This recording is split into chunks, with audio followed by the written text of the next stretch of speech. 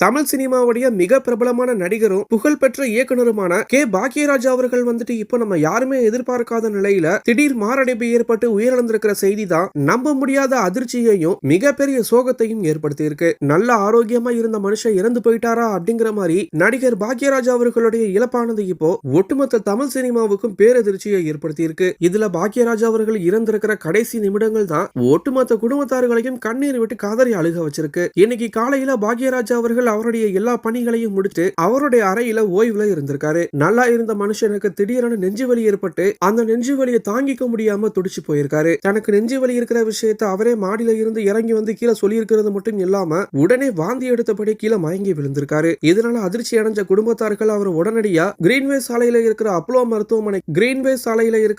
மருத்துவமனைக்கு அழைச்சு போயிருக்காங்க. அங்க அவரை பரிசோதிச்ச மருத்துவர்கள் வந்துட்டு அவருக்கு கார்டியாடிக் அரெஸ்ட் அப்படின்னு சொல்லக்கூடிய மாரடைப்பு ஏற்பட்டு அவர் ஏற்கனவே இறந்து போயிட்டதா சொல்லியிருக்காங்க. அந்த ஒரு துயரமான செய்தியை கேட்டு மகன் சாந்தனு அவர்கள இருந்து ஒட்டுமொத்த குடும்பத்தார்களும் தாங்கிக்க முடியாம கண்ணீர் விட்டு கதறி அழுதிருக்காங்க.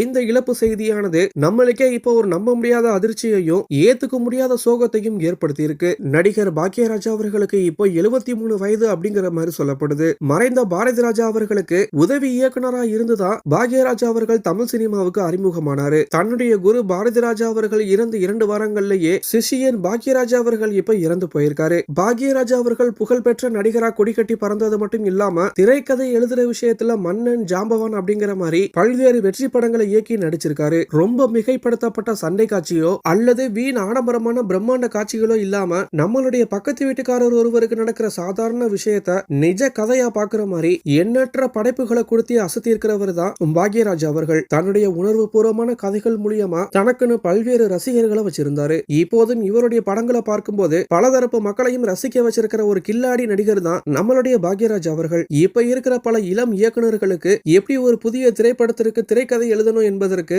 பாக்யராஜ் அவர்களுடைய முந்தைய திரைப்படங்களை ஒரு ஆக சிறந்த எடுத்துக்காட்டா இருந்துட்டு இருக்கு. அப்பேற்பட்ட திரை ஜாம்பவான் பாக்யராஜ் அவர்கள் இப்ப இறந்து போயிருக்கிறது யாராலையுமே ஏத்துக்க முடியாத ஒரு பெரும் அதிர்ச்சியையும் சோகத்தையும் ஏற்படுத்தி இருக்கு. அவருடைய இழப்பு பத்தின உங்களுடைய கருத்துக்களை கீழே இருக்கிற கமெண்ட் பாக்ஸ்ல போஸ்ட் பண்ணுங்க. மேலும் இது போன்ற முக்கிய செய்திகளை தெரிஞ்சுக்க நம்மளுடைய சேனலை சப்ஸ்கிரைப் பண்ணுங்க.